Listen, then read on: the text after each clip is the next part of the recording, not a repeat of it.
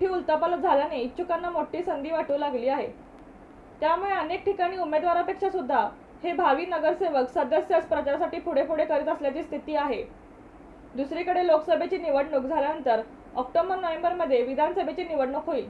त्यावेळी पक्षाकडून आपले नाव जाहीर होईल या दृष्टीने वेगवेगळ्या पक्षातील अनेक भावी आमदार देखील प्रचारात मागे नाहीत, पण त्यांना आत्ताच्या निवडणुकीत दिलेला शब्द पाळला जाणार की पुन्हा एकदा चॉकलेटच ठरणार याकडे सर्वांचं लक्ष असणार आहे। सध्या सुरू असलेली लोकसभेची निवडणूक 4 जूनला मतमोजणी झाल्यानंतर संपेल। त्यानंतर 3 महिन्यांनंतर लगेचच विधानसभेची निवडणूक जाहीर होईल। 2019ची विधानसभा निवडणूक 21 ऑक्टोबरला झाली होती।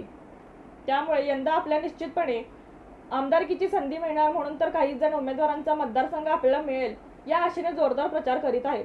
दुसरीकडे विधानसभा निवडणूक झाल्यावर 2.5-3 महिन्यानंतर म्हणजेच जानेवारी-फेब्रुवारी 2025 मध्ये जिल्हा परिषद, महापालिका, पंचायत समित्यांसह अन्य स्थानिक स्वराज्य संस्थांसाठी निवडणूक होईल। लोकसभा निवडणुकीनंतर साधारणतः 8-9 महिन्यांत 2 मोठ्या निवडणुका होणार असल्याने इच्छुकांनी आत्तापासूनच नेत्यांच्या पुढे करायला सुरुवात केली आहे। त्याचे चित्र लोकसभेच्या प्रचारावेळी पाहायला मिळत आहे। आपला नेता निवडून आल्यास निश्चितपणे त्यांच्या राजकीय वरद हस्त्याने आपल्यालाही पुढे राजकारणात कुठेतरी संधी मिळेल अशी अपेक्षा अनेकांना आहे। जवळपास 2.25 वर्षांपासून जिल्ह्यातील महापालिका, जिल्हा परिषद, पंचायत समित्यांसह काही नगर परिषदांवर प्रशासक राज आहे।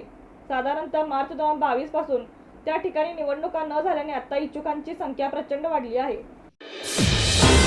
रणनीती न्यूज चॅनेलला आजच सबस्क्राईब करा आणि रहा अपडेट।